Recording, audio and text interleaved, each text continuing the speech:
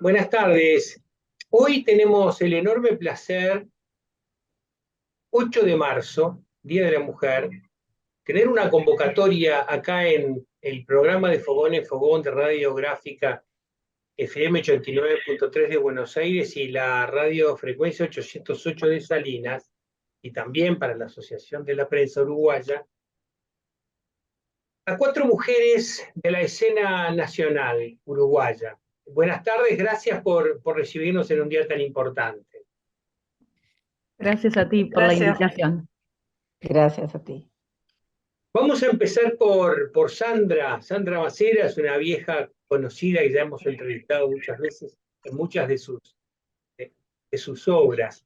Sandra, ¿qué tal? Contanos un poquito este proyecto del Teatro Solís que se llama Nosotros en la Mira. En realidad es nosotras, el ciclo, ¿no? El nombre nosotras en femenino. Y viene de los ciclos que empezaron en 2017, que se llamaron Ellas en la Delmira, por la Sala Delmira Agustini del Teatro Solís, en donde se desarrollan esos ciclos siempre en el mes de marzo, consecutivamente desde el año 17, justamente. Desde el año pasado se amplió a algunas ciudades fuera de Montevideo, de los departamentos fuera de Montevideo del país, y este año también, es decir, que no solamente se presentan las obras en el Teatro Solís, sino que se presentan en San José, en Colonia y en Maldonado. Es un ciclo que conmemora de alguna manera y acompaña las actividades, que son muchas, que se realizan aquí en el mes de la mujer. San José, que en el Teatro Mació, Sí, en el Teatro Mació. y en Colonia, En Colonia, en el Politeama. En Sí, Canelones. perdón, no, dije Colonia, me equivoqué. En Maldonado, en el Politeama de Maldonado. Politeama de Canelones. De Canelones. Y la casa De Canelones, y en la Casa de la Cultura de Maldonado. Ahí está, buenísimo. O sea que es simultáneo en las 3 salas se van presentando estas obras. Sí, son 4 salas en realidad, contando el Solís. Qué bárbaro, qué bárbaro. Sandra, contanos de la tuya, la bailarina de Maguncia. Bueno, es un personaje que existió realmente, o sea, es de la vida real y toma como eje la obra, la experiencia de Luce Mangione, que fue nacida en Reims, en Francia, pero que fue hija de una familia italiana, y cuenta su experiencia en el último año de la Segunda Guerra Mundial. Era una joven de familia fascista que en un momento determinado decide, es muy joven, cuando tiene 18 años, irse de la casa. De alguna manera percibe que hay algo que está mal. El padre era funcionario del gobierno de Benito Mussolini, y ella se va de la casa, pide trabajo en la IG Farben, Alemania, porque quiere comprobar con sus propios ojos cómo eran esos rumores que le llegaban de que los alemanes maltrataban a sus obreros en las fábricas. Enseguida que llega se da cuenta de la terrible verdad, empieza justamente a participar en el movimiento de los obreros, en la resistencia, participa de una huelga muy importante que se realizó, y por eso es detenida y enviada a un campo de trabajo y después a campos de concentración también, porque había muchos, ¿no? No solamente para judíos, sino para presos políticos, prostitutas, homosexuales, extranjeros, o sea, era toda una cadena tremenda de reclusión, con la cual Alemania sometió prácticamente a toda Europa, ¿no? Y bueno, ella en el libro titulado Desviación cuenta todo lo que le sucedió ese último año y a mí me impresionó muchísimo y además empecé a investigar, a buscar en documentos, en entrevistas acerca de la vida de esta mujer, lo que había escrito, aparte, porque después de la guerra se convirtió en una escritora muy interesante y me pareció que era un personaje para llevar a escena, ¿no? Por esas, eh, de alguna manera, contradicciones internas, esos conflictos interiores que ya tenía y cómo después justamente se decide a trabajar defendiendo a los trabajadores, a la gente que estaba sufriendo, reniega de su familia que en definitiva no era tan terrible. Después, bien investigando, leí que el propio padre de Luce Mangione, así como se llama el nombre de soltera de Luce, el padre defendió y protegió a muchos judíos durante la Segunda Guerra. Pero claro, para ella era un oprobio pertenecer a una familia que trabajaba para Mussolini. Bueno, me pareció interesante eso. En una primera instancia yo quería hacer la vida de Simone Weil. Incluso había visto en Buenos Aires la obra La Voluntad por César Brie y quería hacer mi propia versión, pero después me gustó más Luce Mangione. No renuncié a Simone y escribí un diálogo que es el eje político más fuerte de la obra, en el cual la actriz, que es Noelia Campo, se desdobla en ambas mujeres y de alguna manera cotejan cómo fue la experiencia de cada una de ellas en la guerra y cómo era también su vida personal, cómo encararon su cuerpo de manera muy diferente, porque si bien Luce Mangione eh, tuvo un accidente terrible, en vez de negar su cuerpo y su sexualidad y su sensualidad, como hizo Simone Weil, ella se pasó toda su vida tratando de recuperar ese cuerpo que de alguna manera quedó mutilado durante la guerra. Esa es un poco la historia de una mujer que tuvo una vida muy enérgica, muy activa, no exenta de momentos de humor que ella incluso comparte en sus testimonios y se transmite también en la obra, pero que realmente a nosotras, o sea, a Noelia Campo y a mí, y también a Álvaro Domínguez, nuestro diseñador, que hace años que trabaja en Teatro del Umbral, nos interesó muchísimo y bueno, y decidimos básicamente entre los tres formar un equipo artístico que llevara esta obra a escena que ya está inaugurando su quinta temporada. Nunca Esta obra, pensamos, ¿no? Que esta iba a obra llegar. ya fue presentada antes. Sí, fue presentada en el Teatro Solís mismo, en uno de los ciclos de Ellas en la Delmira, y en muchas ciudades, es decir, en muchas localidades, muchos teatros, en barrios de Montevideo y algunas ciudades del interior del país. Y en San Pablo también de manera streaming, ¿no? De manera virtual. O sea que es un unipersonal, pero son de alguna manera dos personajes que dialogan, Simone Weil y Luce Mangione. Y 8 personajes más. En Ah, realidad la actriz se desdobla en 8 más. mirá, Sí, sí, sí. ah. O sea que hay, entra la familia a tallar también. El padre, la madre, pero también una monja, un capo del campo, un Lagerführer, el novio, una muñeca que la acompaña en sus momentos más difíciles. O sea, son varios personajes. La muñeca sí está presente en escena, ¿no? Junto con ella.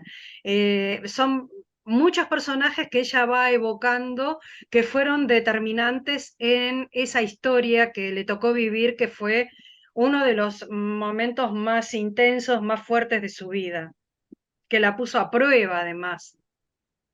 Esto va el 10 11 y 12 de marzo en el Teatro Solís, ¿correcto? Sí, sí, sí, sí.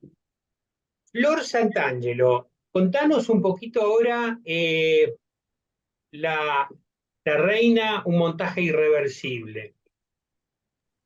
Bueno, una reina, un montaje irreversible, a diferencia de, estábamos conversando ayer en otra nota que estábamos dando, a diferencia de los personajes de los otros monólogos que integran el ciclo, es un personaje completamente ficcionado, eh, creado a partir de la inquietud obsesiva de la actriz que me invitó a dirigirla, sobre el tema de la realeza, las reinas.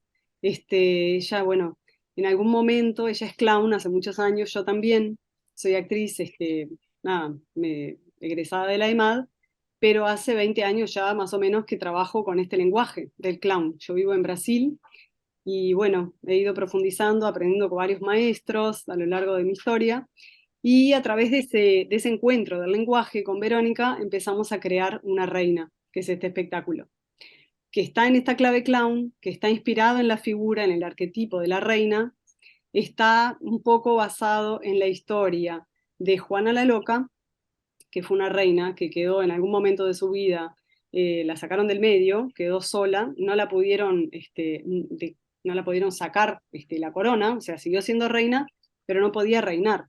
Entonces quedó sola y encerrada en una torre, en un castillo. Entonces, un poco inspiradas en esta figura de la reina, que sigue siendo reina, pero no tiene sobre quién gobernar, creamos este espectáculo donde esta reina, que es muy prepotente, todo el inicio en realidad trabajamos un poco con la figura del bufón, que es una figura que en realidad tiene un profundo desprecio por el público. Entonces, al inicio es una reina muy despótica que recibe al público por primera vez. Habla, bueno, ahora tuve que abrirle el palacio a mis súbditos. Bueno, una reina en la miseria.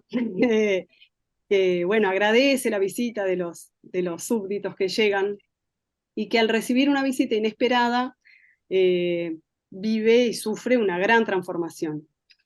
Una gran transformación que, bueno, le permite una proximidad mucho mayor con su público.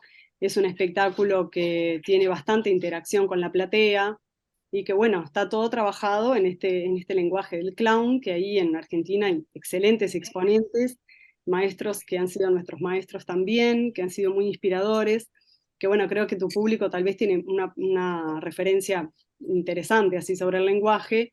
En Uruguay el tema del clown es un poco más reciente, a veces muy asociado al trabajo para niños, y en realidad Una Reina es un espectáculo dirigido al público adulto. Ha sido un placer enorme estar en escena, estar dirigiendo a Vero. El año pasado fue el estreno a través de un fondo de la Intendencia, que es Fortalecimiento. Y bueno, cumplimos una excelente primera temporada, después circulamos por algunos festivales dentro de Uruguay, y ahora en enero fuimos por primera vez a nuestro viaje internacional, que fue ahí al Festival de Clown del Bolsón. En la Argentina, Donde, sí. sí, donde fuimos muy bien recibidas, y bueno, nada, encontrar la comunidad clown es siempre hermoso, encontrar una comunidad que también profundiza en ese lenguaje que amamos tanto. Florencia, y en el caso de Verónica también son varios los personajes en escena, porque le llamás espectáculo. Sí, sí, sí, sí, es un espectáculo. Es un espectáculo, pero no tiene varios personajes. Es simplemente la reina relacionándose con un personaje que, bueno, capaz que acá spoileo, porque capaz que hay menos gente que lo puede venir a ver. Ella realmente en un momento de esta visita guiada, ella hace una visita guiada con su público, entonces no está sola, porque en el trabajo del clown estamos siempre en el aquí y ahora relacionándonos con la platea directamente, pero en un momento determinado viene la muerte a buscarla.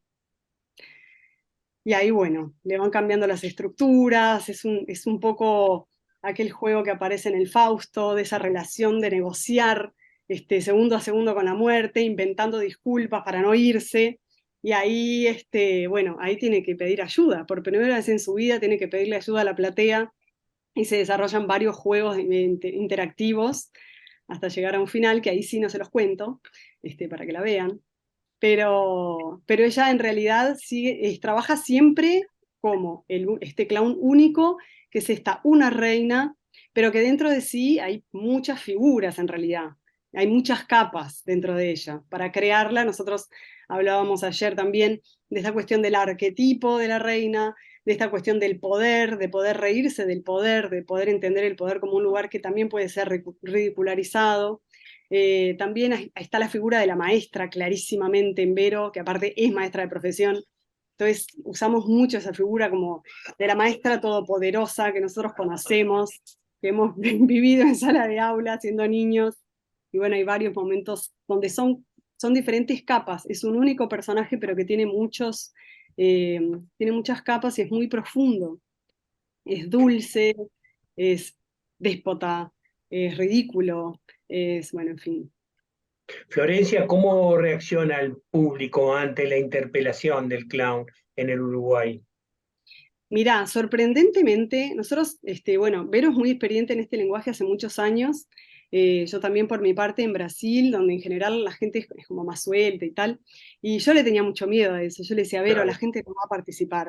La gente claro. me decía, no, tranqui, tranqui, vas a ver que va a estar bien, vas a ver que va a estar bien. Y bueno, son juegos muy diseñados para dejar al espectador en un lugar muy cómodo también.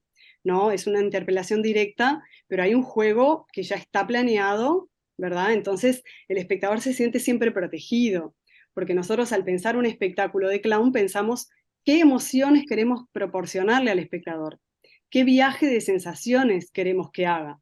Entonces en ningún momento el espectador se ve expuesto o el clown se ríe de él, sino al contrario, es un juego que se juega junto y donde el espectador se siente muy protegido y muy bien tratado, es siempre muy bien tratado. Y realmente al revés, más que no querer participar, en general ella tiene que elegir a quién va a elegir de la platea, porque la gente reacciona muy bien. Y de verdad, todas las funciones que he visto termina con un aplauso muy caluroso de pie, que me recuerda que hay alguna fibra que el clown toca que nos hace bien como espectadores, que nos hace bien como seres humanos. Qué bueno, qué bueno, La qué verdad bueno. que sí, sí. Cristina Velázquez, sabés que tuvimos una larga nota con el autor, con Pablo Silva Olazábal, de la obra que tú estás dirigiendo, que es Tofana en carne viva. Sí, ¿Qué tal? ¿qué tal? Gracias por la invitación. Sí, igual él mucho de la apuesta no sabe porque no lo dejamos ir a los Exacto, ensayos. exacto. ¿Qué misterio había ahí que no lo dejaron ver los ensayos? Ni una No. foto tenía nada. Fotos hay por ahí. No, en realidad, cuando yo decido trabajar con un texto, trato de pedir permiso al autor para faltarle, entre comillas, un poco el respeto al texto y, y poder no modificar la esencia ni tampoco la historia que se cuenta, pero sí adaptarla a mi manera, a mi forma de ver ese texto, hacerlo carne, como está Tofana, hacerlo carne y adaptarlo a la escena. No me rijo por un texto, no puedo trabajar con un texto rígido que yo no pueda modificar, que no pueda sacar, que no pueda poner, que no pueda... De hecho, esta obra ya se hizo, pero en modalidad de obra. Sobre la obra que nos dio Pablo, nosotros creamos un personaje nuevo, sacamos textos, movimos de lugar textos. Cuando la vio le gustó, espero que ahora cuando vea el monólogo le gusta. Y bueno, y como no fue bien con la obra, quisimos seguir la cábala y no dejarlo ir a los ensayos, básicamente. Bueno, de todas maneras, contanos un poquito de esta italiana impresionante, Tofana. este personaje. Contanos un poquito cómo encaraste el personaje de Giulia Tofana, que en realidad muchos datos históricos no había, ¿no? Un poco inventar. Exacto, exacto, Contanos. exacto. Tofana en realidad sí existió, nació por el 1600, no se sabe exactamente cuándo. Mucho material de su vida no se encontró una novela que había escrito una italiana y Gelsomina, que es muy amiga de Pablo, fue quien hizo la traducción pero mucha información no hay. Entonces, si bien el personaje existió, hay cosas que son reales, hay otras que no, que son ficcionadas para darle como más cuerpo a la trama. Giulia Tofana es una mujer que nace por el 1600 en la extrema pobreza, de madre prostituta. La madre la prostituye también porque era la única forma de poder alimentarse, de cubrir las necesidades básicas. En la ficción, esta Giulia Tofana, voy a spoilear también, como dijo la compañera, porque capaz que mucha gente que nos vea no va a poder ir a verla, aunque viene una argentina y va a estar en el estreno, así que van a estar representados. Bien, Giulia Tofana conoce a un boticario, esto ya es parte de la ficción. Parece ser que sí, que tuvo un contacto con un alquimista que le enseña todo lo que ella sabe. En la ficción es un boticario español que vive en Palermo y que le enseña todo esto, ¿no?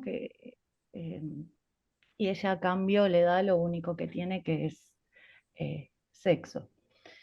Y comienza a hacer maquillaje, cremas, no sé, remedios para el dolor de barriga, qué sé yo, cosas simples, hasta que descubre un veneno que es casi como el agua, porque no tiene color, no tiene sabor y no tiene olor. Y lo disfraza de uno de sus cosméticos para que las mujeres lo camuflen entre el maquillaje. Este veneno bien dado, con la dosis exacta, va como apagando a eh, esos maridos maltratadores, ¿no? Porque ella, si bien parece que se mueve como no en la baja sociedad, o sea, se mueve en mujeres que de dinero, que las obligan a casarse por casamientos por conveniencia, básicamente. Ella por una casualidad comienza a vender ese veneno y los maridos se van apagando, como dice en la obra, apagando de a poquito, y los médicos de la época lo único que pueden decir es que es una muerte natural, que se mueren por vejez, pero empiezan a morirse como muchos, ¿no? Y ahí es cuando en la obra hay un problema con un hombre, porque le venden a un hombre, porque Tofana conoce al amor de su vida y no se puede casar porque son de diferentes estratos sociales. Entonces su amiga del alma le dice que pueden canjear por un título para que se pueda casar, bla, bla, bla, bla, bla, bla. Bueno, se mete un hombre y todo se va por la alcantarilla. Y ahí, bueno, descubren a las mujeres y, bueno, una va entregando a la otra hasta que dan con Tofana. Y en el caso tuyo, cómo va a terminar. Cristina, y en este caso, la actriz que es Karina Viasco, ¿no? Karina Viasco. Que es un sí. poco la ideólogo de este trabajo, ¿no? Karina Viasco hace también teatro para bebés, y aquí en Montevideo lo estaba presentando en una casa que perteneció a un alquimista, que es, se me fue el nombre, la que está en la Rambla. Bueno. Pitamiglio. El Pitamiglio, ahí está. El Castillo Pitamiglio. Hay castillo, ella presentaba la obra en el Castillo Pitamiglio. Y ahí empezó su curiosidad por saber si habían mujeres alquimistas. Y empezó a indagar detalle de acá, detalle de allá, hasta que dio con Tofana. Tofana, que es italiana, Karina se llama Karina Viasco, de descendencia de italianos. Es pelirroja, por los dibujos que hay, siempre está dibujada pelirroja, Karina es pelirroja, entonces había como mucha coincidencia, y ella le pide a Pablo que le haga una obra basada en esta mujer. Y bien, empiezan a investigar junto con Gelson Mina y sale esta obra preciosa, que me encanta. Esto va a ir el 17, 18 y 19 de En el marzo a las Solís. 8 de la noche, ¿verdad? Sí, en el Solís. En Y el también Solís. ya estuvimos en Canelones, luego vamos a estar en Maldonado y luego en San José. Qué bueno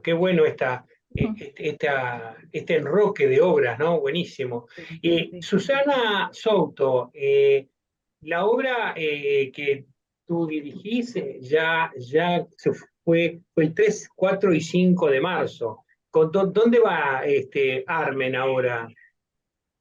Bueno, primero te comento que no la dirijo, soy la actriz. Ah, perdón.